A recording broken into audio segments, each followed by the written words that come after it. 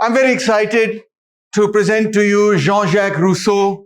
बड़ा मजेदार आदमी था और मैंने भी मेरा ख्याल है बड़े मजेदार तरीके से उसकी स्लाइडें बनाई। सिर्फ 64 स्लाइड्स हैं, घबराना नहीं, फिक्र नहीं करना। Let's get into it.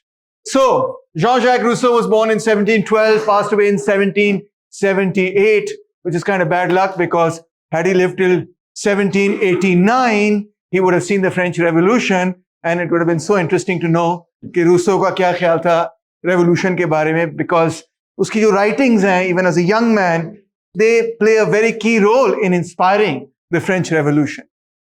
Rousseau बड़ा औखा किस्म का बंदा था, किसी से दोस्ती नहीं रख सकता था, स्वीट से स्वीट बंदा हो तो उससे भी लड़ाई कर लेता था। First he tried to become a musician and composer and he was pretty good, by the way. He was not bad. अच्छे भले उसको जॉब्स वगैरह मिल रहे थे, मगर जो लोग उसको जॉब देना चाहते थे उनसे वो मिलता ही नहीं था, तो फिर उसको he didn't really succeed as a musician. जब उसने किताबें लिखनी शुरू की तो किताबें बड़ी कंट्रोवर्शियल समझी जाती थी। एक पॉइंट पे उसने जो है ओरिजिनल सिन वगैरह को चैलेंज कर दिया, किताबें उसकी बैन हो गई, कुछ जगहों पे एग्जीक्यूशनर ने किताबें जो है जला दी एंड सो ऑन, और अरेस्ट वारंट्स उसके लिए इशू हो गए और उसको भागना पड़ा और सारी जिंदगी फिर भागता टुरता ही रहा और काफी एडवेंचरस किस्म की जिंदगी उसकी गुजरी। 1740 में उसकी मुलाकात हुई डेनिस डिडरो से और जॉन डे अल्बर्ट से, जो कि इंसाइक्लोपीडिया के कंपाइलर्स थे। इंसाइक्लोपीडिया हमेशा से नहीं था इंसान की तारीख में, इन लोगों ने शुरू किया। अब तो बड़े किस्म के इंसाइक्लोपीडियाज हैं, एक ब्रिटानिका है, एक विकीपीडिया है और भी बहुत सारे हैं, मगर इन्होंने शुरू किया। और ये खुद बड़े अपने जमाने के रेडिकल लोग थे, डिडिरो वगैरह। ये चाहते थे कि सारी की सारी नॉलेज, जितनी नॉलेज है उसको हम सेक्युलर बुनियादों पे अब रीराइट करेंगे। जो चर्च ने हमें सिखाया वो गलत है, हमने इसको एक रैशनल और सेक्युलर बुनियादों पे पूरी इंसान की तारीख को रीराइट करना है। It was a gigantic project. David Hume से भी उसकी बड़ी एक जमाने में यारी हो गई और ह्यूम ने उसे कहा पुत्र तो इधर आ जा। उसके पीछे लोग पड़े हुए थे, हुकूमत वाले वीगो शीगो भेज रहे थे, उन्होंने कहा मेरे पास आ जा। मगर इतना खपती और पागल आदमी था कि इसने समझा शायद ह्यूम जो है ना मेरे साथ कुछ चक्कर चला रहा है, शायद he wants to appropriate my work, तो डेविड ह्यूम से भी लड़ पड़ा। हालांकि ह्यूम इतना बीबा किस्म का बंदा था कि ये बंदा जिस तरह है उसी तरह का डेविड ह्यूम था, ठीक है ना। तो बहुत बीबा था, तो उससे भी लड़ाई हो गई, वापस चला गया एंड सो ऑन, ठीक है। But his key works still are some of the most important works in the western canon political philosophy के लिए। Discourses on the science and arts उसने बहुत पहले लिखी और वो बड़ी दिलचस्प किस्म की किताब है। फिर discourse on the origin and foundations of inequality amongst man. यार वैसे राइटर बड़ा ब्रिलियंट था। कहता है मेरा अब्बा जो है मुझे रात को बैठ के कहानियां पढ़ के सुनाया करता था और सुबह हो जाती थी और सुबह तक सुनाता रहता था और मैं भी सुनता रहता था और हम पढ़ते रहते थे, इतना मजा आता था। कमाल का writer, I mean he is a pleasure to read. In fact जब ये यंग मैन था, यहाँ इसकी तस्वीर आप देख रहे हैं, नहीं ये तस्वीर नहीं बट बहरहाल, तो एक कंपटीशन हुआ, ऐसे राइटिंग कंपटीशन जिस तरह होते हैं, जिसमें उन्होंने कहा talk about the arts and sciences, और रूसो ने उसमें अपना ऐसे लिखा और वो फर्स्ट प्राइज जीत गया। फिर उसने एक और ऐसे लिखा, शायद उसमें भी जीत गया। Brilliant writer from a very young age, brilliant writer. तो 1755 में discourses on the origin and foundations of inequality amongst main and discourses on political economy, and finally उसका जो सबसे इंपॉर्टेंट वर्क है 1762 के अंदर, यानी कि द सोशल कॉन्ट्रैक्ट, जिसने दुनिया हिला दी। अब रूसो के कॉन्टेक्स्ट को समझना बहुत जरूरी है। हॉब्स को हमने पढ़ा है, लॉक को हमने पढ़ा है, मगर जिस सदी के अंदर हॉब्स और लॉक लिख रहे हैं वो सदी जंग और जदल की सदी है, क्योंकि आपको पता है वहां पे इंग्लिश सिविल वॉर हो रही है और दोनों इंग्लिश हैं, और आपको पता है ग्लोरियस रेवोल्यूशन, उससे पहले इंग्लिश रेवोल्यूशन वगैरह, ये सारा सिलसिला हो रहा है। हॉब्स कह रहे तौबा, लड़ लड़ के दिमाग खराब कर दिया, कोई एक बंदा आया और सब पे डंडा चलाए और लड़ाई जो है खत्म हो, ठीक है ना। लॉक कह रहा है यार इस तरह नहीं बात बनेगी, कोई ना कोई कंसेंट ऑफ द गवर्नेंस बनाओगे तो पीसफुल किस्म की रियासत बनेगी। मगर अब तकरीबन रूसो की राइटिंग के पीरियड तक हॉब्स को कम से कम 100 साल हो चुके हैं और काफी कुछ तब्दील हो चुका है यूरोप के अंदर। कुछ हमने कैप्चर भी किया पिछले कोर्स में जब हमने रिपब्लिकन राइटिंग की रीइमर्जेंस को देखा। मगर ये जो पीरियड है खासतौर पे रूसो का पीरियड 18th सेंचुरी का जो सेंचुरी है, this is called the age of reason, the age of enlightenment. इस पीरियड के अंदर यूरोप और खास तौर पे फ्रांस और ब्रिटेन, यूरोप पूरा नहीं मगर ब्रिटेन और फ्रांस के अंदर, इनफैक्ट ब्रिटेन नहीं सिर्फ स्कॉटलैंड वगैरह के अंदर भी, दिस इज एक बुखार चढ़ गया लोगों को कि साइंस पढ़नी है। पॉलिटिकल इकोनॉमी भी इस पीरियड के अंदर डेवलप हुई, एडम स्मिथ भी इस पीरियड के अंदर लिख रहा है, थोड़ी देर बाद रिकार्डो आता है वगैरह, मतलब बड़े ग्रेट लोग इस पीरियड के अंदर आए। ये age of reason, age of enlightenment थी। लोगों का ये ख्याल था कि रैशनल फिलॉसफी को इस्तेमाल करते हुए जो उन्होंने डेकार्ट और स्पिनोजा और लाइबनिज और लॉक और लोगों से सीखा, लॉक खुद भी मतलब बड़ा इन्फ्लुएंशियल था इस पीरियड के अंदर। तो इन सब लोगों से जो कुछ सीखा है उसको हमने बस अप्लाई करना है सब चीजों पे, और जब हम अप्लाई करेंगे तो कमाल हो जाएगा। रीजन जो है और साइंस जो है वो दुनिया के सारे मसले हल कर देगी। सो लोग जो है used to do science as a hobby. Can you imagine, किसी क्रैकपॉट किस्म के लोग थे, साइंस एज अ हॉबी किया करते थे। ये नहीं कि कोई बड़ी बड़ी इंस्टीट्यूशंस इदारे थे, मगर एक बुखार था लोगों को कि लेटेस्ट साइंटिफिक मैगजीन्स पढ़ें और आर्टिकल्स पढ़ें और समझें कि क्या है। फिर उसके रॉयल सोसाइटीज कैफेज में बैठ के लोग कह रहे हैं अच्छा यार what's the latest scientific discovery वगैरह।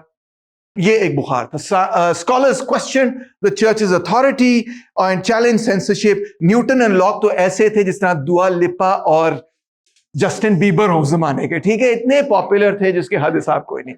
न्यूटन ने तो बेसिकली दुनिया ही तरह से उस जमाने में बदल दी थी। And by the end of his life, he was like a superstar, like, you know, जिस तरह आइंस्टाइन किसी जमाने में बन गया, he was like a rock star. जहां न्यूटन जाता था, girls were like, yay, can I get an autograph? I'm kidding. But you get the picture, right? Very popular, ठीक है? But तो लोग ये सोचते थे अपने रूसों के जमाने में कि देखो, we have arrived. Europe has arrived, खास तौर पे, you know, UK and Britain and Scotland and France वगैरह. We have arrived at the age of reason.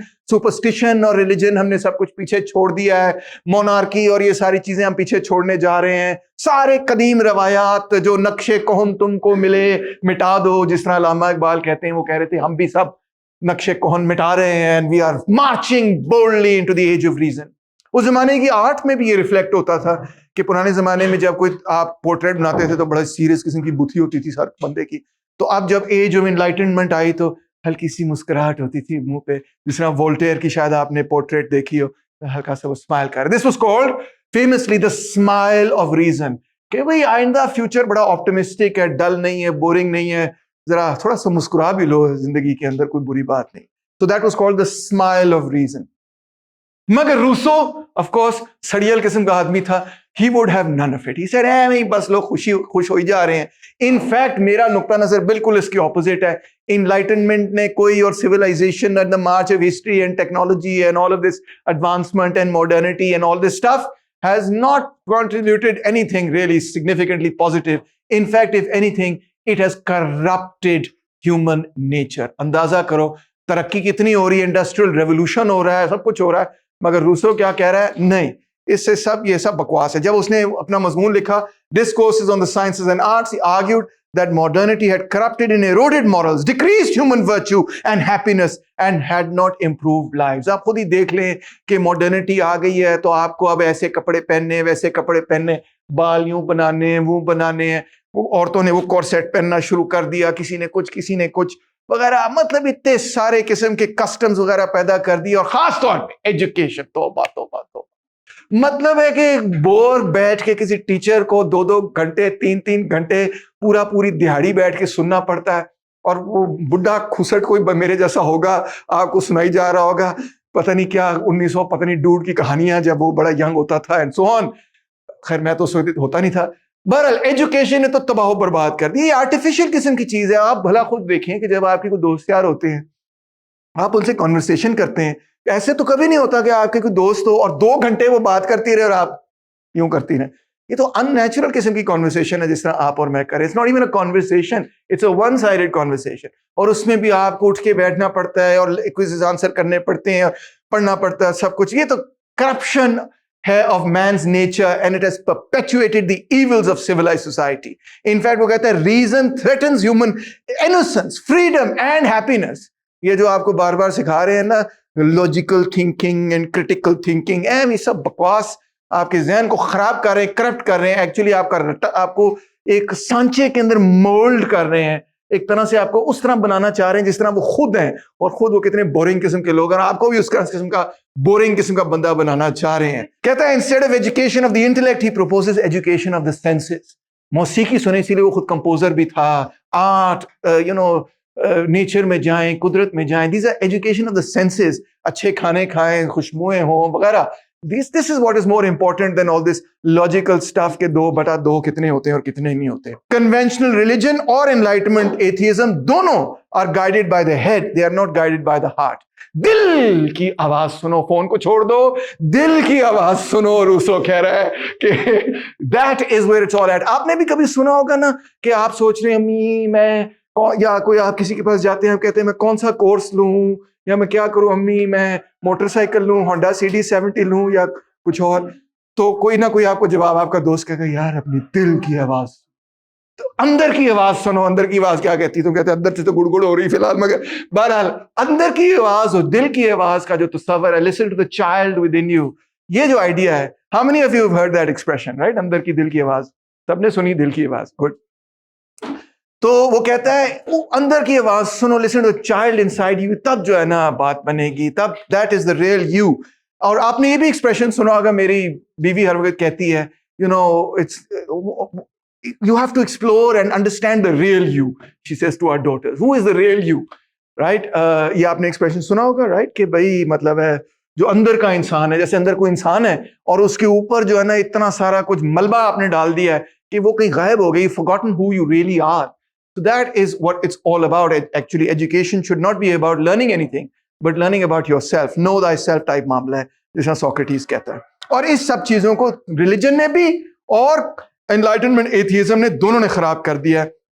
We have to be guided by our true natures. इसका मतलब है कि we don't need no. हाँ, time for a song now. ठीक है, this song is inspired by Jean-Jacques Rousseau. You will give you an idea of what Rousseau is. Okay, Rousseau कहता है, you know, man is born free and everywhere he is in chains. अगर आपने इसकी मिसाल देखनी है तो अपनी तरफ ही देख लीजिए.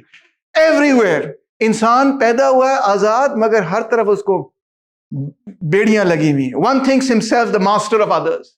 तैमूर रहमानी ये सोच रहा है कि मैं आपका मास्टर हूं, मैं आपका उस्ताद हूं, मैं I am in control of you. मगर जो समझता है कि वो एक्चुअली मास्टर है and still remains a greater slave than they, वो आपसे भी ज्यादा गुलाम है. वो जो जिस तरह वो टीचर था ना, जो इसको जिसकी बीवी उसको कहती है ये नीचे क्यों गया, ये भी खाओ, ये भी खाओ, और स्माइल भी करो, और वही इस तरह मुस्कुराता है, फिर अपने स्टूडेंट्स पे निकालता है गुस्सा. तो वो और भी ज्यादा गुलाम है, स्टूडेंट से भी ज्यादा वो असल में गुलाम है, राइट? ये रूसो कह रहा है. ये कैसे हो गया भाई? How did this happen? कहता है मुझे नहीं पता हाउ इट हैपेंड, मगर इसको थोड़ा सा एनालाइज करते हैं. पहले तो हॉब्स की वो धज्जियां उड़ाएगा. अब जब हॉब्स की धज्जियां उड़ाएगा ना, तो आपने कहना सर माइक ड्रॉप हो गया, क्योंकि देखें आप, माइक ड्रॉप करने लगा रूसो. रूसो जब किसी के खिलाफ होता है ना, ऐसे बुलडॉग की तरह उसके पीछे पड़ता है और उसकी धज्जियां उड़ा देता है. आप देखना क्या करता है हॉब्स के साथ. कहता है does force constitute a right? Hobbes को रिफर कर रहा है. कहता है if we admit that force constitutes right, the effect changes with the cause. मतलब हॉब्स ने ये कहा है ना कि लेवायथन बनाओ, वो फोर्स होगी, जो फोर्स होगी, माइट इज राइट ही कह रहा है ना लेवायथन. जब एक स्टेट सिक्योरिटी नहीं प्रोवाइड कर सकता, दूसरा स्टेट आ जाएगा, तो फिर आप क्या करेंगे? जो सिटीजन है आप दूसरे स्टेट के लिए लॉयल हो जाएंगे. ठीक है, ये तो कोई चक्कर ही नहीं. कहता है if admit that force constitutes rights, the effect changes with the cause. इसका मतलब है जैसे ही फोर्स चेंज हो जाएगी तो राइट भी चेंज हो जाएगा.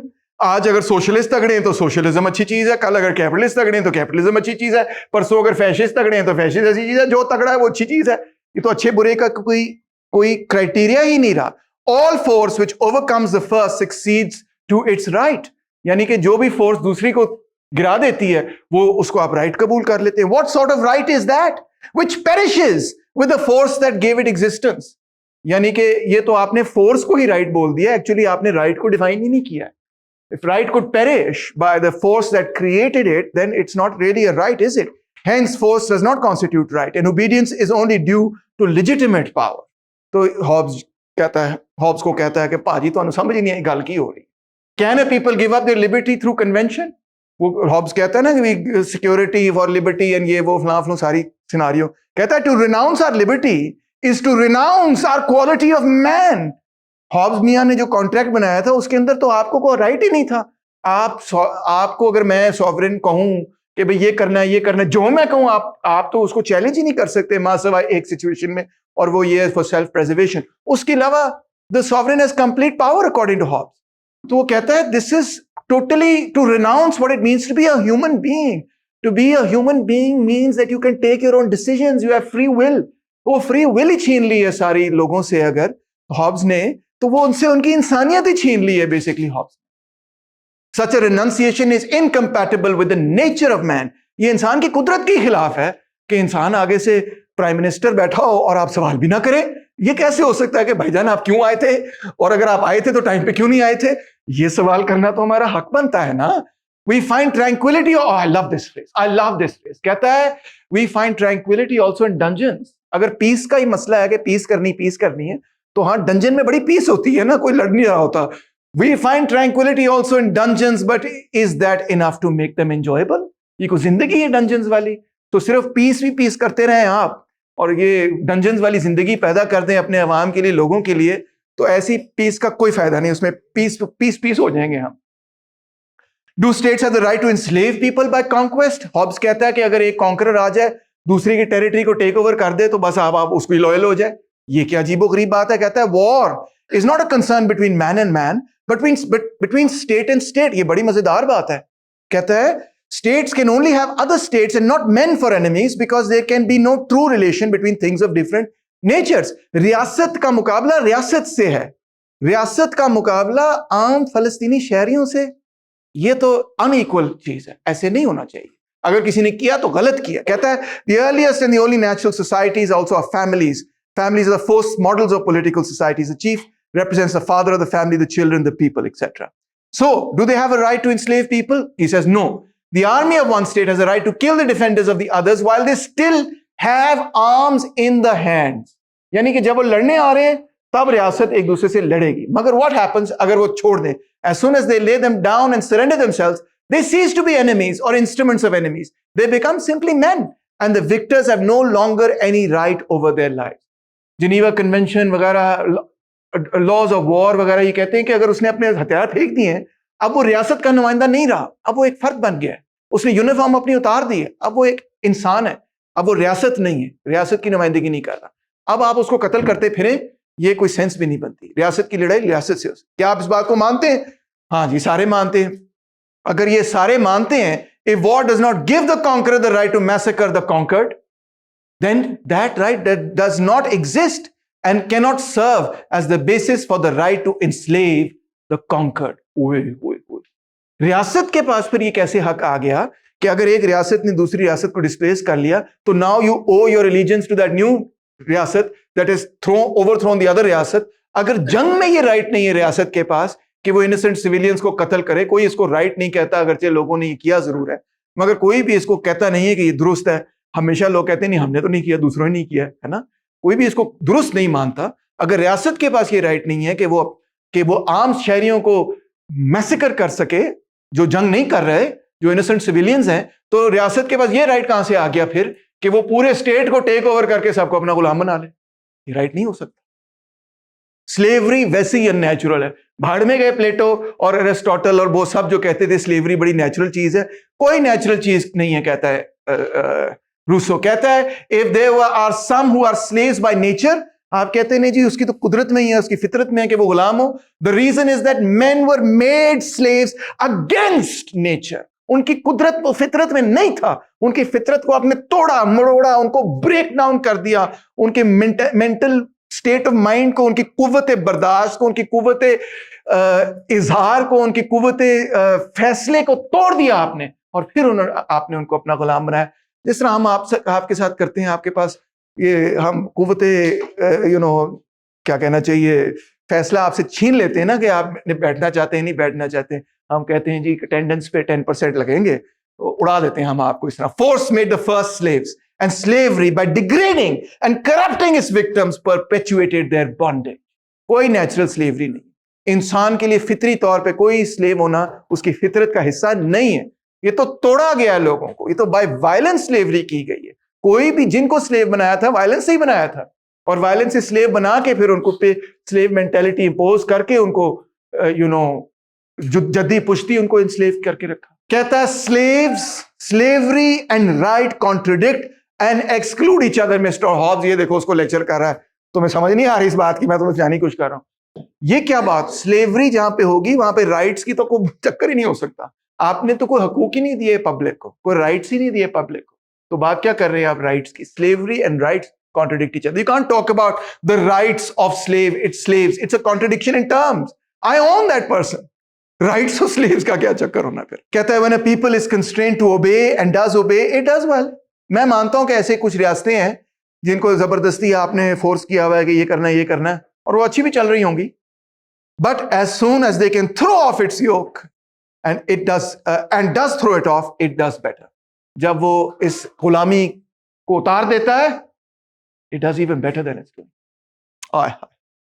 अब जॉन लॉक, माइक ड्रॉप, ओए हॉब्स को तो पड़खचे उड़ा दिए उसने, 5-6 जुमलों के अंदर ही उसने उसका कीमा निकाल दिया। अब है लॉक की बारी। लो जी, लॉक को भी जरा लॉक करें ना, देखें इसकी गिच्ची मुड़े।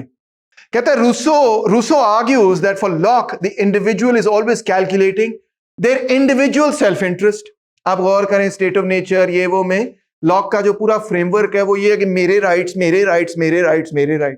State should not infringe on मेरे rights, you should not infringe on मेरे rights, nobody should infringe on मेरे rights, and so on. It's all about my property, my this. Everything is egotistical, everything is about yourself. कैसा इंसान बनाया अजीबो गरीब किस्म का? The individual stands aloof from the community. ये नहीं को सोचता कि भाई ये मेरी फैमिली है, मेरे बच्चे हैं. लॉक के लिए, हॉब्स के लिए चीज ही नहीं एग्जिस्ट करती. All that exist is your ego. My property, my this. But we are in a social relationship with other people, with our children, with our parents, with our better halves, with with our society even, where we work. Everywhere we're in a social relationship. मगर lock की imagination में जो individual है वो अपने आप को conceive ही ऐसे करता है जैसे हर बंदा जो है मेरे से कुछ छीनने की कोशिश कर रहा है, या अगर छीनने की कोशिश नहीं कर रहा है जिस तरह हॉब्स कहता है, तो लॉक के केस में मैंने अपने आप को प्रॉपर्टी बचानी है और स्टेट जो है मेरी प्रॉपर्टी बचाए. It's all about egotistical man. The individual does not think of themselves as part of a whole, but as separate from the whole, is what Rousseau is saying with respect to Locke. Locke ने imagination ये की है. The consent of the majority is therefore just a sum of the egoistic interests of individuals. ये जो consent की बात कर रहा है of the governed, इसमें क्या है? आप अपने इंटरेस्ट की बात कर रहे हैं, आप अपने इंटरेस्ट की बात कर रही हैं, आप अपने इंटरेस्ट, और बस चलो उन इंटरेस्ट को प्लस माइनस करके हमने कहा चलो जी this is the consent, this is the consensus. मगर इसमें आपने अपने इंडिविजुअल इंटरेस्ट को देखा, उसको उसके इंडिविजुअल इंटरेस्ट के खिलाफ किया, उसको उसके आपने ये नहीं देखा कि आपके कोई कॉमन इंटरेस्ट नहीं है कि नहीं. कितनी अहम बात है. आपने उसको टोटली इग्नोर ही कर दिया कि भाई सोसाइटी के कोई कॉमन इंटरेस्ट होते हैं. लम्स है तो लम्स के भी कुछ कॉमन इंटरेस्ट होंगे. हमारी यहाँ क्लास है, आप अपने इंटरेस्ट के बारे में सोच रहे हैं, मगर क्लास एज अ क्लास के भी कोई इंटरेस्ट हो सकते हैं. लम्स एज एन इंस्टीट्यूशन के कोई कलेक्टिव इंटरेस्ट हो सकते हैं. उसमें फैकल्टी के अपने फैक्शनल इंटरेस्ट होंगे, उसमें स्टाफ के अपने फैक्शनल इंटरेस्ट होंगे, एमसी के अपने फैक्शनल इंटरेस्ट होंगे, स्टूडेंट्स के अपने फैक्शनल इंटरेस्ट होंगे. मगर कोई इज्तिमाई इंटरेस्ट भी है इस इदारे के? कुछ नहीं. लॉक के लिए वो एग्जिस्ट ही नहीं करते.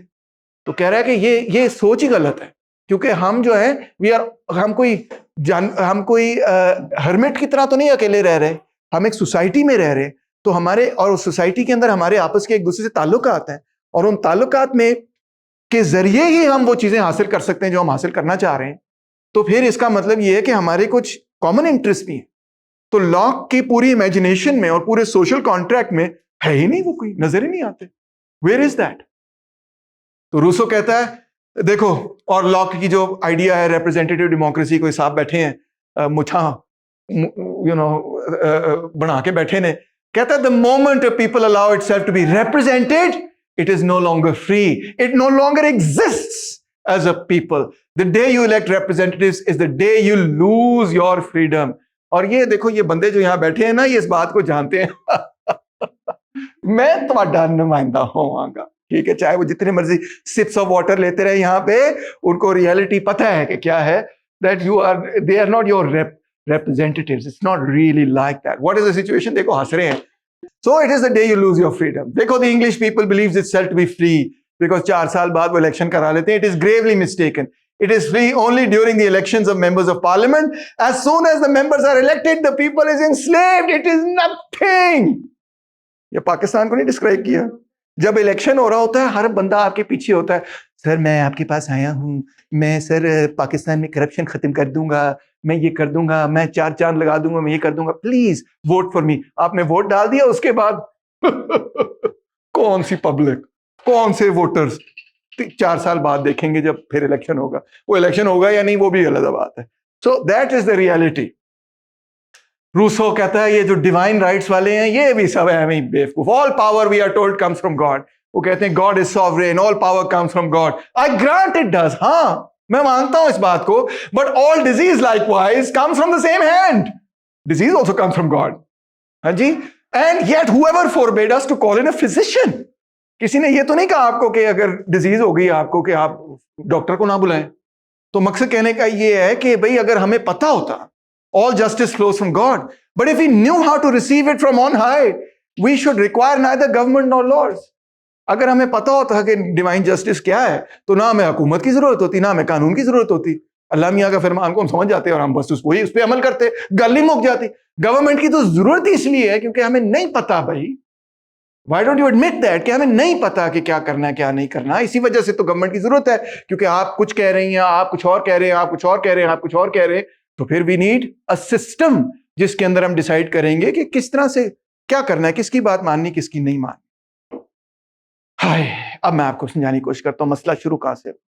एक जमाने बड़े पुराने में when man lived in the state of nature, तो the state was pastoral, it was ideal, it was people were fundamentally good, it was the good life. People had innate virtue, they had compassion, they had empathy. जो natural इंसान है ना वो innocent है। जो आपके अंदर वाला इंसान है ना वो इनोसेंट। उसकी ख्वाहिश ये नहीं है कि मैं दूसरे को खंजर मारूं, मैं दूसरे से चीजें छीनूं। Unlike what Hobbes tells you कि वो वेन भी है और वो कंपेटिटिव भी है और वो उसकी रेपुटेशन की उसको बड़ी परवाह होती है और वो गेन भी करना चाहता है। सो इंसान क्या है? अच्छा है इंसान। और ये जो सारी ईगोज आपने बनाई हुई है ना, मैंने गुरी क्यों कराई और ये वो और मेरी रेपुटेशन और मेरा ये और टॉक्सिक मैस्कुलिनिटी और वगैरह, ये सब आपके दिमाग के अंदर प्रोग्राम की है। ये वो एजुकेशन गंदी है जो आपके दिमाग के अंदर आपके नेचर को करप्ट किया है। आपका जो असल नेचर है, it doesn't even know right और wrong. It's not like it says oh this is right and this is wrong. It's innocent, it's just innocent like a baby, like a child. तो कहता है state of innocence was disrupted by the power of reason. It separates human kind from the rest of nature and leads to the detachment from natural virtues. हम कुदरत से अलहदा हो गए। अब हम कुदरत के ऊपर डोमिनेट करना चाहते हैं। एनवायरमेंटल क्राइसिस पैदा कर दिया। हम यही सोचते हैं conquering new land and conquering virgin territory and all this terms that we have created. We have thought of ourselves as above nature and conquering nature, not as part of nature. हमने अपनी कुदरत से भी अपने आप को अलहदा कर दिया और कुदरत से भी अपने आप को अलहदा कर, और ये बहुत डैमेजिंग है हमारे लिए। और जो सिविल सोसाइटी हमने बनाई है, जो सिविलाइजेशन हमने बनाई है, it moves away from virtue to vice, from idyllic happiness to misery. This fall is regrettable but also inevitable. ठीक है। अब वो कॉर्सेट, मैंने कोशिश की थी कि कॉर्सेट वाली बंदी आ जाए, फंसी हुई हूँ, सांस भी नहीं आ रहा, मगर कॉर्सेट बनी हुई, हम डिनर पे बैठी हुई हूँ, मैं बैठा भी नहीं जा रहा। ओ माय गॉड, क्या बनाया हुआ है यार अपने आप को, अपनी नेचुरल जो सेल्फ है उसको तबाह किया हुआ है। The corset is a great example of the destruction of our natural bodies, as education is an example of the destruction of our mental faculty. कहता है nothing is so gentle as man in his primitive state when placed by nature at an equal distance from the stupidity of brutes and the fatal enlightenment of civil man. State of nature में इंसान innocent है और अच्छा है, gentle है। कोई जरूरत नहीं उसको पड़ी कि वो एक दूसरे को जाके कुटता फिरे और मारता फिरे। जो एबोरिजिनीज ऑफ ऑस्ट्रेलिया हैं वो आपको ख्याल बड़े वॉरलाइक किस्म के लोग हैं। कहता है yes men are wicked, I agree, बहुत सारे लोग हैं जो बहुत खराब है, बट मैन इज गुड। दोनों चीजों में फर्क है, क्योंकि हमने अपने आप को खराब किया है with time. Man is good, Mankind की एसेंस अच्छी है, इंसान अच्छा है, मगर हमने अपनी नेचर को खराब किया है with coveting various things, greedy for various things. Property आए मेरे पास, दौलत आए मेरे पास, शोहरत आए मेरे पास, ये आए 7 deadly sins and all of that. Men always love what is good or what they find good. It is in judging what is good that they go wrong. Judgment में mistake हो जाती है। मगर इंसान असल में वही चाहता है, उसका अंदर वाला इंसान वही चाहता है जो वाकई आपके लिए अच्छा है। मगर आपके ऊपर इतना प्रोपेगेंडा किया, इतना हमने काम किया आपके ऊपर, सोसाइटी ने, सिविलाइजेशन ने, इनलाइटनमेंट ने, कि आपको पता ही नहीं अब कि आपके लिए अच्छा क्या है। Humanity is naturally virtuous but is corrupted by society. And although man is born free, the laws imposed by society condemn him to a life in chains. सुना आपने जवाब आपका, आप सवाल पूछ रहे थे कि डिपेंडेंट है, वो कह रहा है we're talking about laws here, laws in society. laws से मतलब लीगल लॉज भी हैं और लॉज से मतलब वो कवानीन भी हैं जो हमारे सोशल लॉज हैं. He means all of those things. इससे हम enslaved हैं. और ये सारा मसला कब शुरू हुआ? Rousseau gets Marxist or other Marxist, Marx gets Rousseauist. क्या कहता है? The fall from the state of nature began with private property. ये देखो जहां पे लड़ाई शुरू हुई प्रॉपर्टी के ऊपर, मलकियत के ऊपर, which could only be maintained by a system of unnatural laws that were characterized by selfishness. ये मेरा है, नहीं ये मेरा है, नहीं ये मेरा है, नहीं ये मेरा है. इस पे जब लड़ाई शुरू हुई, we corrupted ourselves, our own selfless nature. Laws are designed to protect property. They are inflicted on the poor by the rich. हैं जी राजा साहब, कानून का जो असल मकसद है वो ये है. ये आप पढ़ रहे हैं लॉ स्कूल में जाके, आप बता दें सर मैंने आज रूसो पढ़ा है और वो कह रहा है कि जितने लॉयर्स हैं उनका असल में मकसद ये है टू प्रोटेक्ट प्रॉपर्टी, और दूसरा उनका मकसद ये है to protect the rich against the poor. They are inflicted on the poor by the rich. और इनफैक्ट अगर आप लॉ पढ़ें तो लॉ में जो सबसे कदीम लॉ है, जहां से लॉ शुरू होता है और जिस जीनियोलॉजी से पूरा लॉ निकलता है, is the law on property. Genealogically this is absolutely true. Rousseau कहता है the first man who having fenced in a piece of land said this is mine. वो याद है वो जो आपने लॉर्ड ऑफ द रिंग्स देखी होगी है, तो वो क्या कहता है? My precious. He stole it from us. कहता है ना, that's why he's a brilliant actor, that guy. अब यहां से देखो करप्शन शुरू. That lust for power, that lust for property, वो रिंग जो है ना वो करप्ट कर रही है उसके सोल को. पता चलता है कि किसी जमाने में गोलम जो है वो क्या होता था? हॉबिट होता था. हॉबिट्स में तो कोई सेल्फिशनेस है ही नहीं. They live in a lovely community, exchanging with each other. मगर वो रिंग ने उसको करप्ट कर दिया. Covetousness, greed ने. कहता है this is mine, and found people naive enough to believe him that man was the true founder of civil society. From how many crimes, wars and murders, from how many horrors and misfortunes might not anyone have saved mankind by pulling up the stakes or filling up the ditch and crying to his fellows, beware of listening to this impostor. You are undone if you once forget that the fruits of the earth belong to us all and the earth itself to nobody.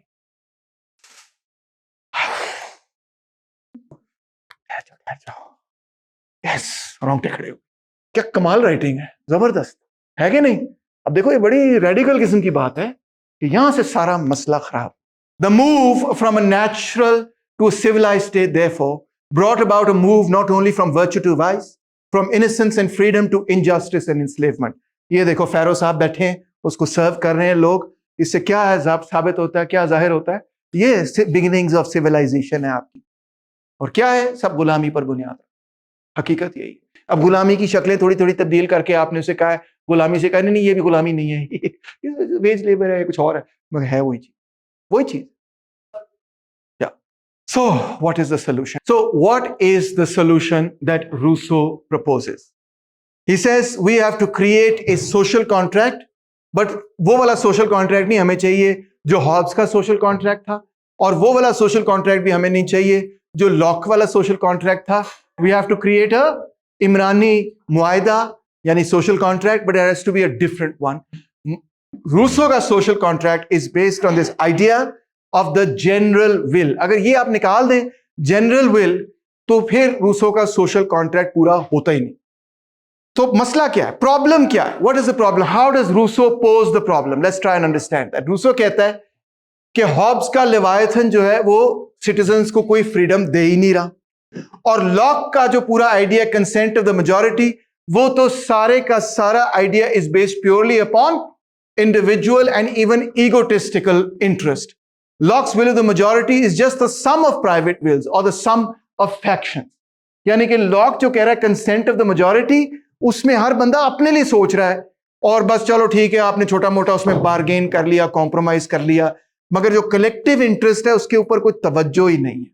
This pluralism, इसको हम pluralism कहेंगे। American by the way बड़े कीन है on pluralism, मगर Europeans कहते हैं, Europeans pluralism की बात नहीं करते हैं। Europeans are more influenced by Rousseau than Americans I suppose. This pluralism is based on a bargain of private wills and neglects the collective interests of the community as a whole. Community के जो interest हैं उसकी उस पर तो बात ही नहीं हो रही, सिर्फ आपने अपने मुफाद को देखना है, उसने अपने मुफाद को देखना है। तो आपके जो मुश्तरका मुफाद हैं वो कब देखेंगे? आप देखेंगे नहीं, आप सिर्फ अपनी विल्स को इंडिविजुअली जो है प्लस माइनस कर लेंगे। इसको कहते हैं सम ऑफ इंडिविजुअल विल्स, मगर ये जनरल विल नहीं है। जनरल विल क्या है उसकी तरफ जाना चाहिए। पहले तो फंडामेंटल प्रॉब्लम को थोड़ा सा और रूसो के अपने अल्फाज में इलैबोरेट करते हैं। कहता है we shall find the form of association, यानी हमें उस किस्म का की हुकूमत चाहिए, सोसाइटी चाहिए, which will defend and protect with the whole common force, जो common force रियासत की बनती है, the person and the property of each associate, and by which every person while uniting himself with all shall be only himself and remain free as before. ओए होए, ये तो बड़ा हाई क्राइटेरिया हो। दोबारा से सुने और देखें कि आपकी इंडिविजुअलिटी भी प्रोटेक्ट हो रही है और आपके कलेक्टिव इंटरेस्ट भी प्रोटेक्ट हो रहे हैं, दोनों प्रोटेक्ट हो रहे हैं। रियासत इंडिविजुअल को प्रोटेक्ट कर रही है, इंडिविजुअल रियासत को प्रोटेक्ट कर रही है। क्या चक्कर है? The social contract is a solution, it is a total alienation of each associate and all his rights to the whole community. यानी कि आपके जो तमाम हकूक है, लॉक की तरह आपने नहीं करना कि मैंने थोड़ी सी अपनी हकूक दे दिए और आपने थोड़ी सी मुझे राइट्स दे दी, नहीं, सारे अपने हकूक आप कम्युनिटी को दे रहे हैं। आप कम्युनिटी का हिस्सा है, कम्युनिटी के बगैर आप जिंदा ही नहीं रह सकते। कम्युनिटी से ही तो आप हर चीज तो नहीं बनाता। खाना अगर मैंने खाना होता है तो मैं अपना खाना तो नहीं जाके उगा रहा होता, जाके फील्ड के अंदर कोई और उगाता है, वहां से वो मार्केट में आता है, मार्केट से खरीदता हूँ, को पकाता है, वहां पीडीसी में जाके मैं खाना खरीदता हूँ, मैं खाता हूँ, etcetera, right. I am always dependent on the community. पानी मेरे पास किस तरह से आता है, पाइपों के अंदर से गुजर के या बॉटल के अंदर वगैरह। यानी we actually are all interdependent with each other. Locke ने तो इस बात को पहचाना ही नहीं। So Rousseau wants a solution where this contradiction between the individual and the collective does not exist. ये बड़ा हाई क्राइटेरिया, ठीक है। हॉब्स ने तो बस कलेक्टिव विल की बात की, इंडिविजुअल की तो धज्जियां उड़ा दी ना। इंडिविजुअल के तो कोई राइट्स ही नहीं थे अगेंस्ट द स्टेट। लॉक ने इंडिविजुअल को राइट्स दिए, मगर उसने इंडिविजुअलिज्म के अंदर ही, वो इगोइज्म के अंदर ही घुस गया। उसने कोई बात ही नहीं की कि कलेक्टिव इंटरेस्ट कोई है भी कि नहीं। अब हमने कोई ऐसी एसोसिएशन बनानी है, कोई ऐसी पॉलिटिकल स्टेट और रियासत बनानी जिसमें इंडिविजुअल इंटरेस्ट और कलेक्टिव इंटरेस्ट के दरमियान जो तजाद है, somehow or the other that does not exist। ये कैसे हो सकता? वो ऐसे होगा कि we have to make a social contract, we have to build an alternative society run by all citizens who legislate। ये बहुत डिफरेंट किस्म की बात है कि हम अब एक ऐसी सोसाइटी नहीं बनाना चाहते जिसमें चंद लोग फैसला करेंगे आपके बिहाफ। नो नो नो, हम एक ऐसी सोसाइटी बनाना चाहते हैं जिसमें हर बंदा लॉ मेकर है, हर बंदा लेजिस्लेट कर सकता है, हर बंदा डेलिब्रेट कर सकता है। वाकई हर बंदा जो है फैसला करेगा कि सोसाइटी के साथ क्या होना है और क्या नहीं। यार ये तो बड़ा मुश्किल है। It is based on the classical republican democracy, citizen body, a unit prescribing laws according to the general will। इसमें जनरल विल को दरियाफ्त करना बहुत जरूरी है, उसके बगैर ये हो नहीं सकता। Everyone will be equal in the eyes of the law with freedom to partake in the legislative process। There will be elimination of inequality and injustice, and feeling of belonging to society will develop। ओए होए होए होए, बड़ा high bar है, मैं मानता हूं बड़ा हाई बार है।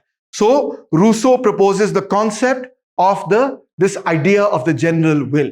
जब तक इसको हम समझेंगे नहीं कि जनरल विल क्या है, रूसो के सोशल कॉन्ट्रैक्ट को नहीं समझे। Not every contract is what Rousseau is asking for. Rousseau is saying वो कॉन्ट्रैक्ट सही है जो जनरल विल पर बुनियाद रखता है।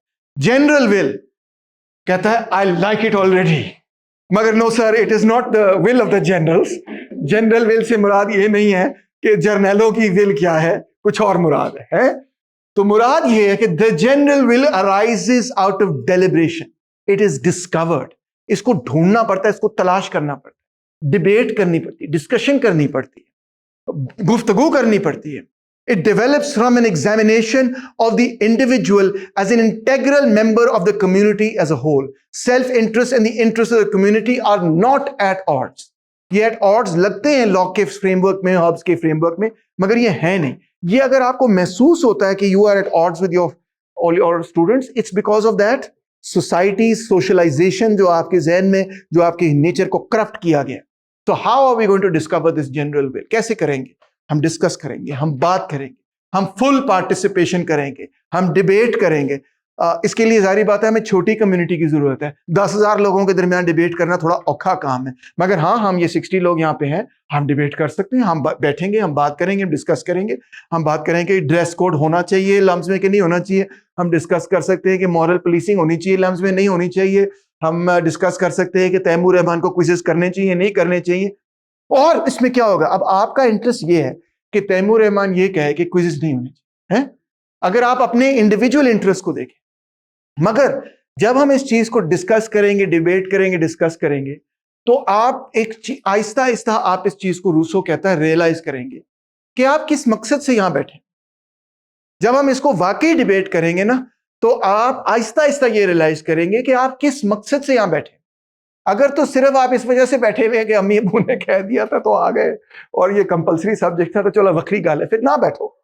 अगर आप वाकई इस मकसद से बैठे हुए हैं कि आप वेस्टर्न पॉलिटिकल फिलॉसफी समझना चाहते हैं कि वो क्या है, और गेज करना चाहते हैं कि क्या आप वाकई उस चीज को सही समझें कि नहीं, तो आप इस घर से नहीं कि ग्रेड मिलेगा तो जीपीए ठीक होगा, जीपीए ठीक होगा तो नौकरी मिलेगी, नौकरी मिल जाएगी तो मैं अमीर हो जाऊंगा, अमीर हो जाऊंगा तो शादी कर लूंगा, शादी कर लूंगा तो बच्चे हो जाएंगे, बच्चे हो जाएंगे तो डीएनए प्रिजर्व हो जाएगा।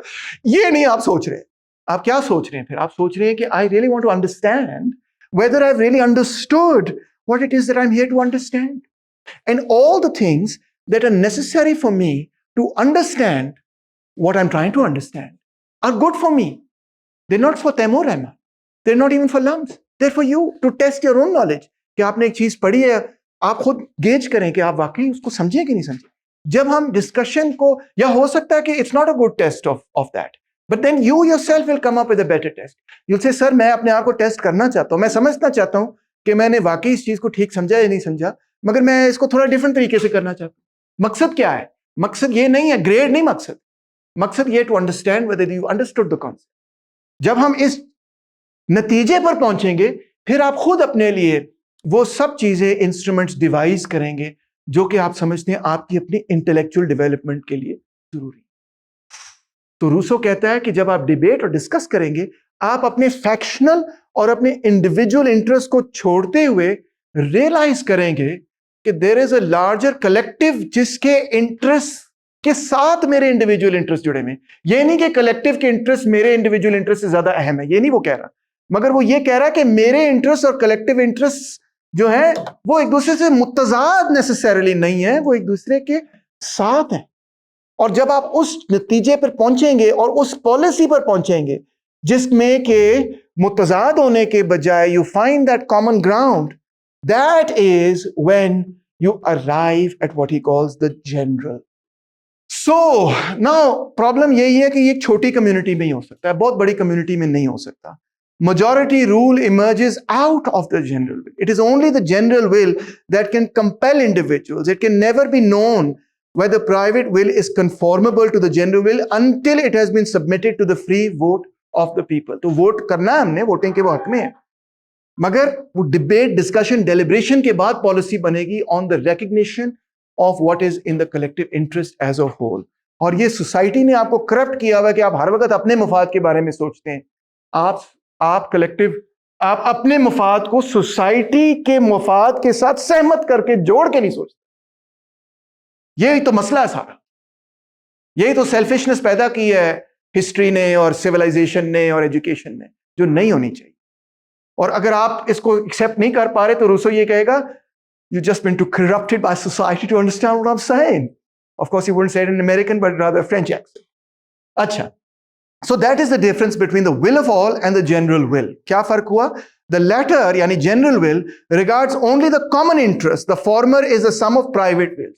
This is not the sum of private. This is the general will जो सबके मुफाद में है. Remove from these same wills the pluses and minuses cancel each other and then the general will remains as a sum of the differences.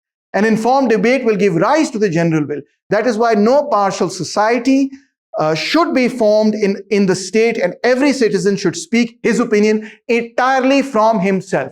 ये जो representation वाली बात है ना कि आप उसको कहें मैं तुम्हारे बेहाफ पे बात कर दूंगा, नो, वो अपने बेहाफ पे बात करेगी, आप अपने बेहाफ पे बात करें।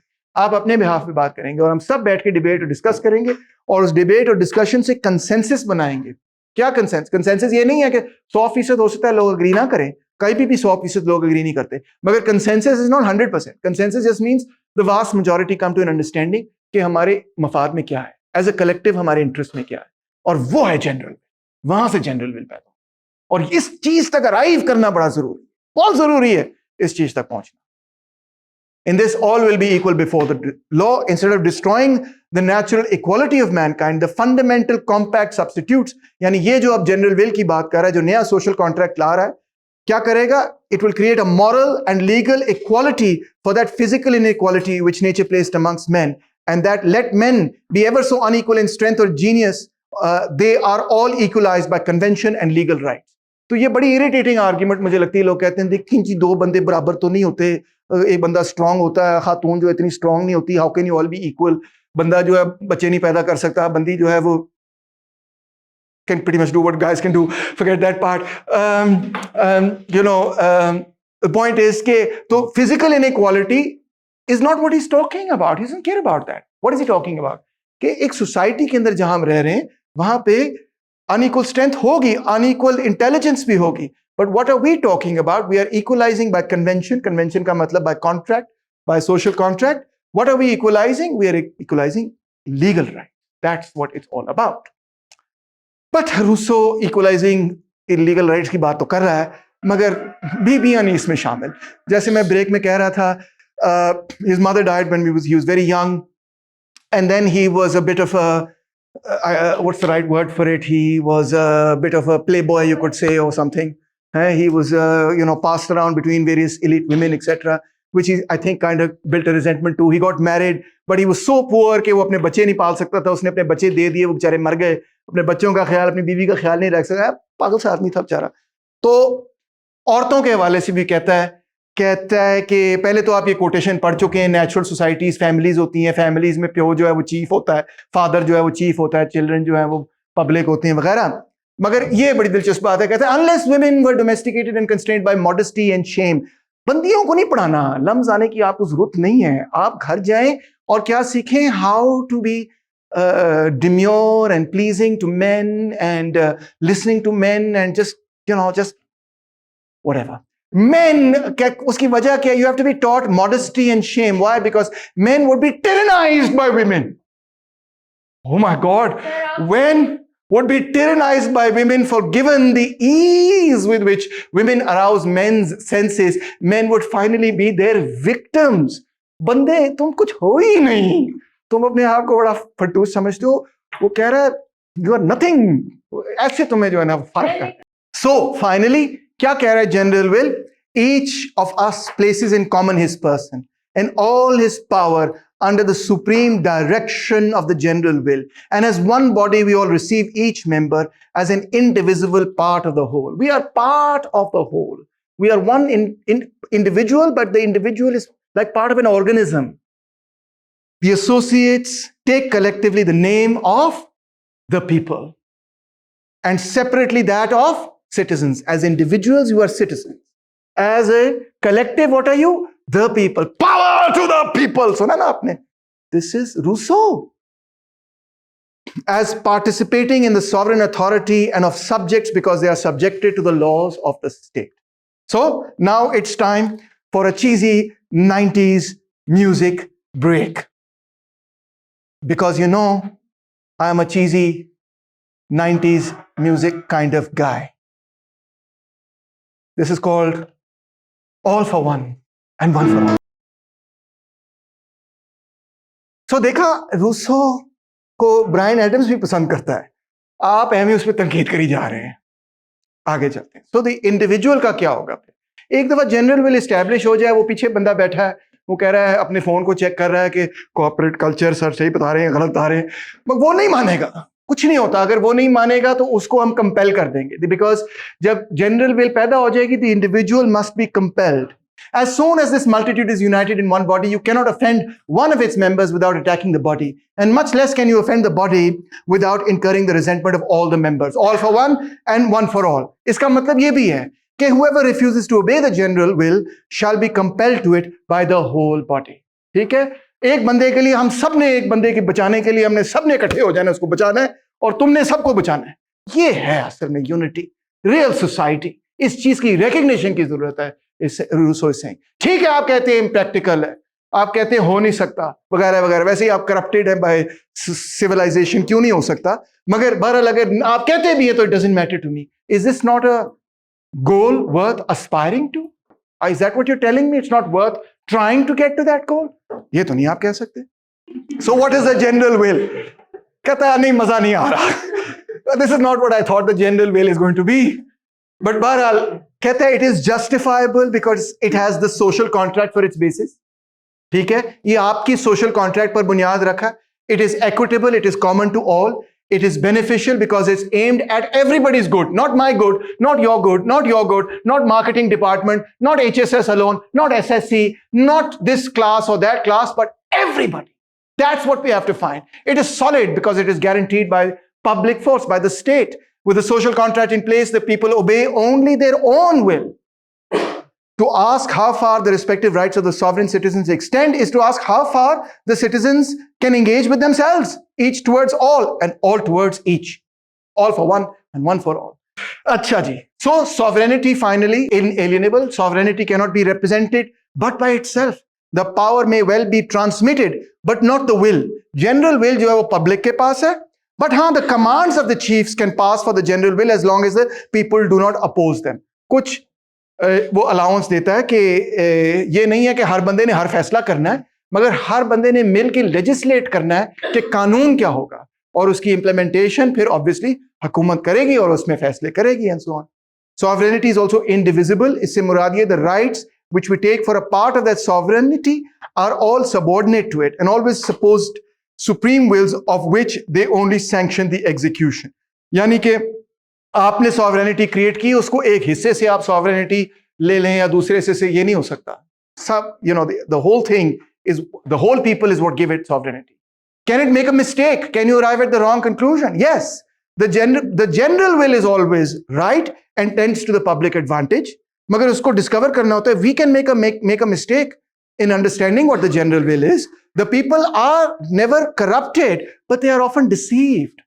गलती हो सकती है। हो सकता है कि मैं आके धुआंधार किस्म की तकरीर करूं तलवार के साथ, आप कहें हाँ ये ठीक कह रहा है। So you can be deceived and only then do they seem to will what is bad. You can will what is bad, but it's only because you don't realize. As a whole, individually हो सकता है कि मुझे पता है बुरा है और मैं जानबूझ के आप खराब कर रहा हूं, but as a whole लोग जो है ना चाहते हैं, अच्छा ही चाहते हैं। पब्लिक बुरा नहीं चाहती, पब्लिक को पता ही नहीं है अच्छा, वो जो अच्छा चाहती है वो उनको पता है अच्छा क्या है, मगर they don't know how to get to it, and so they can be deceived. What are the limits of sovereign power? कहता है the sovereign cannot impose any burden on the subject unless useless to the community. यानी कि जो sovereign है, जो रियासत है, वो वही करेगी जो सोसाइटी के लिए बेनिफिशियल है, ये उसकी लिमिट है। अगर वो ऐसी कोई चीज करी जो जनरल विल को कॉन्ट्रडिक्ट कर रही है तो वो फिर ऑब्वियसली legitimate नहीं है। In the same manner as a private will cannot represent the general will changes its nature if its object is private. अगर general will का object ये हो कि मुझे फायदा हो as CEO और as professor, तो वो general will है नहीं। ठीक है। The generality of the will depends less on the number of voters than on the common interest which unite them. हो सकता है कि नंबर ज्यादा हो कम हो, आप में से 4-5 लोग वोट ना करें वगैरह, doesn't matter. Point is कि have you arrived at that policy that is going to be in everybody's interest and unites everybody. All authentic acts of the general will oblige or favor all citizens alike. ये नहीं है कि general will ऐसी बनाई जाए कि उसमें ये कहा जाए कि इन 3 लोगों को ये हम देंगे, आप लोगों को कुछ नहीं मिलेगा, इन 4 लोगों को फैक्ट्रियां मिल जाएंगी, उनको 620 बिलियन रुपीस का लोन मिल जाएगा। नो, ऐसे नहीं होगा। ठीक है। It has to be in the general interest of the public as a whole. They favor all citizens alike. General laws बनते हैं, specific laws नहीं इस तरह से बनते हैं। The sovereign no specific to individuals etc. के तैमूर रहमान को ये बंदा ये लॉ आ गया, ये कोई लॉ नहीं। The sovereign knows no person but the body of the nation and does not make any distinction amongst the individuals who compose it. ठीक है? He makes whatever decisions you make after you have understood the general will, after you've derived it, have to be in the interest of everybody.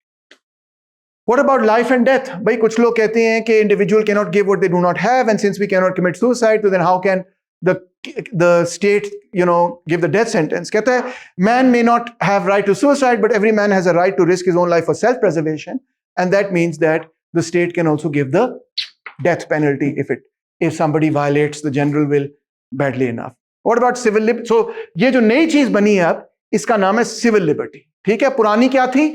Natural liberty. अब नई चीज बनी है civil liberty. Man loses by the social contract his natural liberty. वो खत्म हो गया. जो state of nature में मैं पहाड़ों में फिर रहा था, हाँ ला ला ला, the hills are alive with the sound of music, गा रहा, वो खत्म हो गया. And an unlimited right to all which tempts him and which he can obtain. In return, he acquires a new thing, which is civil liberty. Natural liberty में कोई bounds नहीं थी. Civil liberty is limited by what? The general will. General will के जिन जो कानून बनाया उसके अंदर अंदर रहना है आपने, उससे बाहर नहीं जा सकते.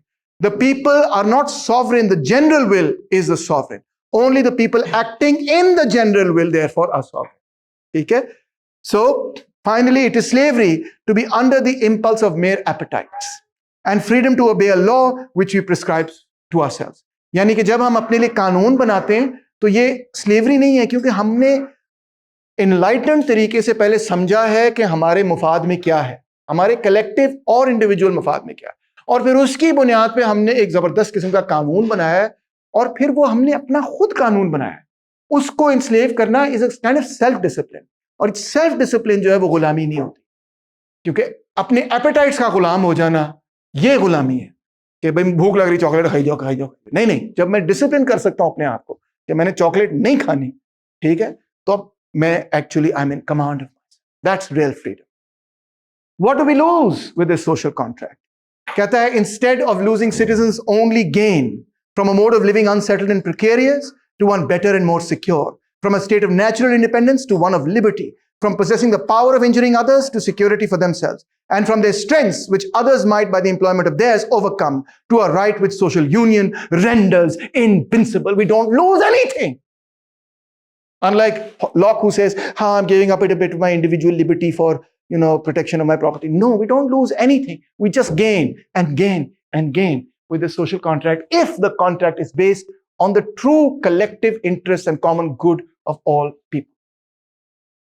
So, what man loses by the social contract is his natural liberty and an unlimited right to everything he tries to get and succeed in getting. What he gains is civil liberty and the proprietorship of all he possesses. In other words, we will only gain. Natural liberty तो खत्म हो गई है ना, state of nature से हम निकल गए, अब वापस नहीं जा सकते.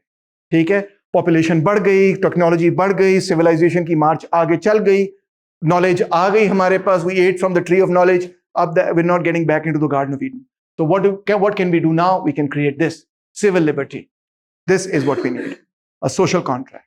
In law, in the social contract, क्या होता है? Every right is determined by law. The law must always be general.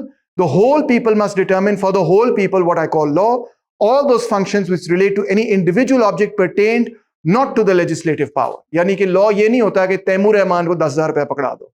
Law ये होता है कि टीचर की तनख्वाह इतनी हो, कोई भी टीचर हो सकता. A state governed by laws is a republic. So how can people make this amazing general will? अक्सर आप पाकिस्तान में भी ये आर्ग्यूमेंट सुनते हैं, सर लोग तो जाहिल होते हैं, लोगों को क्या पता, ये डेमोक्रेसी नहीं चलनी. सर वो तो लोगों को छोड़े, वो तो ये भी कह रहे हैं कि आप लोगों ने जो सवाल पूछे इससे जाहिर होता है कि आप भी कोई खास नहीं है, लम्स के स्टूडेंट्स वगैरह. देखा ना आपने ट्विटर पे जो डिबेट हो रही, तो फिर इतने सारे लोग कैसे जो है ये कानून बना सकते? How can the people, the people always will the good. लोग चाहते हैं कि अच्छा हो, but they do not always see what is good for them. The general will is always right, but the judgment that guides it is not always enlightened. तो कैसे आप इस सारी चीज को करेंगे? कैसे प्रैक्टिकल कैसे होगा? Individuals see the good they reject. The public wills the good it does not see. Beautiful, beautiful. कहता है individuals see the good they reject, but the public wills the good but it can't see it. It can't see how to get there. All have equal need for guidance. Leadership की जरूरत है. Anarchist नहीं है वो, libertarian उस sense में नहीं है. कहता है leadership की जरूरत है. All have equal need for guidance. Some must have their wills made conformable to their reason, and others must be taught what it is that they will. कमाल है, ठीक है ना? कुछ लोगों की will आपने चेंज करनी, कुछ लोगों का रीजन आपने चेंज करना है, उनको बताना है, उनको समझाना है, उनको एक्सप्लेन करना है. अच्छी लीडरशिप ने लोगों के अंदर से एक्सट्रैक्ट भी करना और लोगों को एजुकेट भी करना है, बताना है कि भाई क्या चाहिए हमें इस सोसाइटी को ठीक करने. ये असल लीडरशिप का काम. खुद नहीं होगा, ये स्पॉन्टेनियसली नहीं होगा. From this increase of public knowledge would result the union of judgment and will in the social body. From thence is born the necessity of a legislator. ये आपको एजुकेट करना पड़ेगा पब्लिक, और बहुत ठीक ठाक एजुकेट करना पड़ेगा. और कौन एजुकेट करेगा? The legislator. वो कौन होगा? ये लड़का, ये AI है. खैर, anyway, gods would be required to give laws to man. ओए होए, बड़े हज़ीन लोग चाहिए आपको वो उस जनरल विल को निकालने के लिए एक्सट्रैक्ट करें. Legislation is the highest point of perfection which human talents can attain. इंतहाई ज़हीन लोग चाहिए. You need a Robespierre, or you need a, I don't know, Abraham Lincoln, or you need one of the greats, Nelson Mandela, कि वो आए और समझाए कि ये वाइट्स के मफाद में भी नहीं है कि आप जो रेसिज्म कर रहे हैं. सो ये जो लेजिस्लेटर है, he who commands men must not preside over the laws. ठीक है, जिसके हाथ में कमांड है, जो एग्जीक्यूट कर रहा है, वो प्रिजाइड नहीं करेगा. He who presides over the laws must not have command over men. फौजियों को कमांड नहीं देना. भी वो देखो ना, मजा नहीं आया वाली बात. ठीक है, जो कमांड कर रहा है वो लॉ नहीं बनाएगा, जो लॉ बना रहा है वो कमांड नहीं करेगा. Executive and legislative function are separated. He who compiles the laws ought not to have any right to legislate. कैसा है? तो ये चेक्स एंड बैलेंसेस भी रूसों में आ गए कि कॉन्फ्लिक्ट ऑफ इंटरेस्ट भी नहीं होना चाहिए. ठीक है, एग्जीक्यूटिव पावर भी होगी. The wise lawgiver does not begin by drawing up laws which are good in themselves. वो ये भी नहीं देखता, जो अक्लमंद लीडर है ना, वो सिर्फ ये नहीं देखता कि अच्छा क्या है और बुरा क्या है और दुनिया बाहर में जाए. नहीं, वो ये देखता है कि पब्लिक की मेंटेलिटी क्या है, उसके हिसाब से लॉज बनाता है. The wise lawgiver does not begin by drawing up laws which are good in themselves, but considers whether the people they are designed to govern are likely to carry them into effect. I love this. जब मैंने ये पढ़ा, मेरा दिमाग क्यों ठक करके खुल गया. क्यों खुला?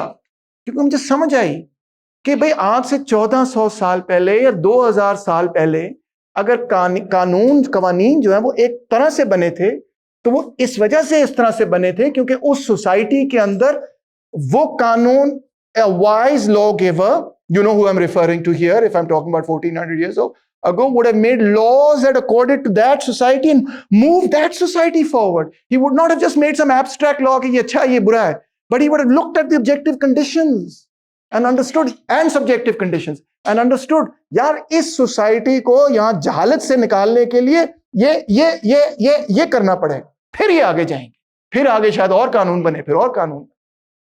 Amazing. When I read this, I was like, oh my God, this solves so many problems that we've been thinking about. And you people are the future, he says. बुड्ढे जो है ना, young लोग जो है ना, they are docile.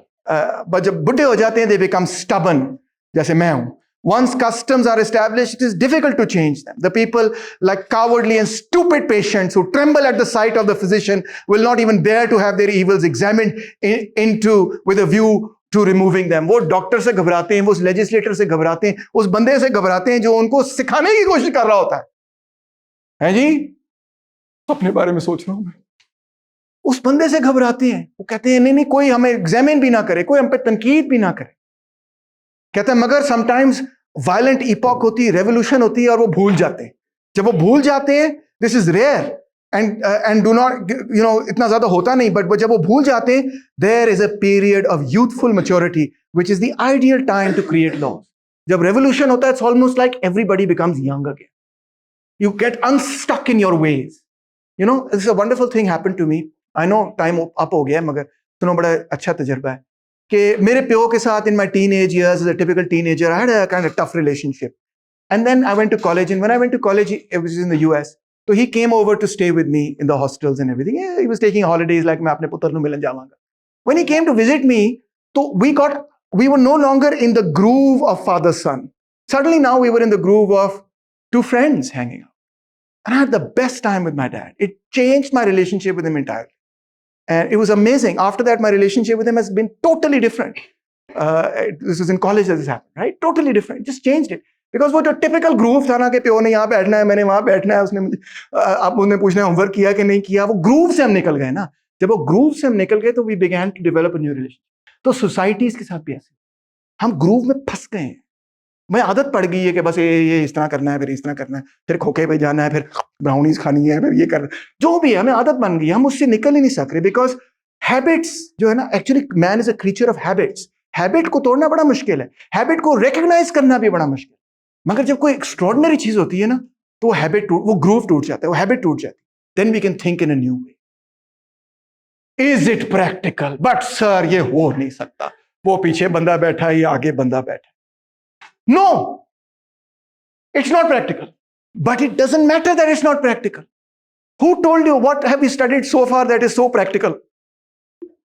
But despite not being practical, all of these ideas, were they not influential? Was Plato not influential because he was not practical? Plato के जमाने में बड़े practical लोग थे, आपको नाम भी नहीं पता उनका, आपको प्लेटो का नाम पता। Doesn't matter. It is the ideal against which present government can be critiqued, judged. It is the goal. It doesn't have to be practical, but it has to be a sonera goal that you're going to. Doesn't mean that you get it. If you get it, history comes to an end. History can't come to an end. If you get it, you have perfect knowledge that only God has. You're not God. That journey is what matters to that goal. The destination has to be right. पहुंचना अपने इस्लामाबाद चल जाए, आप कराची की तरफ फायदा गया हुआ क्योंकि वो प्रैक्टिकल ज्यादा है, क्या कोई फायदा नहीं। प्रैक्टिकल का मसला नहीं, मसला यह है कि गोल सुनहरा होना चाहिए सोसाइटी का। फिर जितना उसके आप करीब आएंगे, एक बंदा कोई हमेशा यही कहेगा, सर अभी तो आप पहुंचे नहीं, सर अभी भी नहीं आप पहुंचे। मगर देखो मैंने डिस्टेंस कितना ट्रैवल किया। जो सोसाइटी पहले थी वो कितनी बदतरीन घटिया सोसाइटी थी, और अब मैं कितना बेहतर हो गया। ये नहीं आप देख रहे, आप सिर्फ देख रहे वहां नहीं पहुंचे, शायद ना पहुंचे वहां पे। क्या मसला है? अपने आप को बेहतर तो कर रहा हूं ना। अगर मेरा गोल ये कि मैंने एल्बर्ट आइंस्टाइन बनना है, आप प्रैक्टिकल गोल होना चाहिए। नहीं है प्रैक्टिकल, मैं एल्बर्ट आइंस्टाइन नहीं बनूंगा, बड़ी मुश्किल से कहा है, मगर वो गोल बड़ा जबरदस्त है। क्योंकि जब मैं उसके लिए काम करूंगा, उस गोल को अचीव करने के लिए, भाईजान मैं आप सबसे आगे निकल जाऊंगा और बहुत आगे निकल जाऊंगा। ये चीज नहीं आप देख। सो लॉक लिबरल, रूसो आप कहते हैं like a direct radical democrat. The people are all powerful, there are no individual rights against the community. Individual and community एक है। General will is always infallible. The people are always right but can be deceived. और आखिर में मैं ये कहूंगा, जो लोग रूसो पे तनकीद करते हैं, रूसो की तरह मैं भी कहूंगा, I prefer liberty with danger than peace with slavery. ठीक है, मैं प्रैक्टिकल नहीं हूं, मैं मर जाऊंगा, ठहर जा, बैठ जाओ, मैं मर जाऊंगा, कट जाऊंगा, मगर मैं गुलामी कबूल नहीं करूंगा, ये रूसो कहता है। अब देखो रूसो का सबसे जबरदस्त, रूसो की सबसे बड़ी जबरदस्त बात यह कि उसने एक नहीं दो बड़ी मूवमेंट्स को इंस्पायर किया। एक है फ्रेंच रेवोल्यूशन, ये नारा था फ्रेंच रेवोल्यूशन का, man is born free at everywhere is in change. Her party French revolution की कहती थी हम रूसो के फॉलोअर हैं, और उसकी वजह से उसकी किताब के 27 साल बाद इनकलाब हो गया, उसी के आइडियाज की बुनियाद। दूसरा, और ये लिबर्टी, इक्वालिटी, फ्रेटर्निटी का मोटो पैदा हो गया। और दूसरा जो उसने मूवमेंट इंस्पायर की is his idea of going back to nature, which inspired the entire romantic movement. आप कहते हैं प्रैक्टिकल नहीं, तूने प्रैक्टिकल हो गए क्या हासिल कर लिया है अभी तक? उसने दो इनकलाब बर्पा किए, एक नहीं दो बल्कि तीन। अमेरिकन रेवोल्यूशन पे भी influential.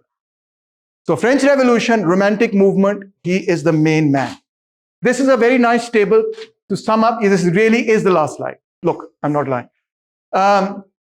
Hobbs, state of nature, nasty, brutish and short, imperfect, perfect, बहुत अच्छी है, यह मिल जाएगा आपको। Purpose of government to impose law in order to prevent a state of war. Purpose of government is property. Purpose of government is to create harmony of the general will. Representation, government are designed to control, not to represent. Representation, what the hell is that? I would use stronger words, but I'm in a classroom. Locke, representation ensures that governments are responsive to the people. Representation is safeguard against oppression. For him, representation is not enough. खुद कानून बनाओ तुम, ठीक है? और impact on founders, government, ये वो American founding fathers हैं वगैरह, इसको हम छोड़ सकते हैं. So you get the picture कि these are the three greats of political philosophy. Thank you.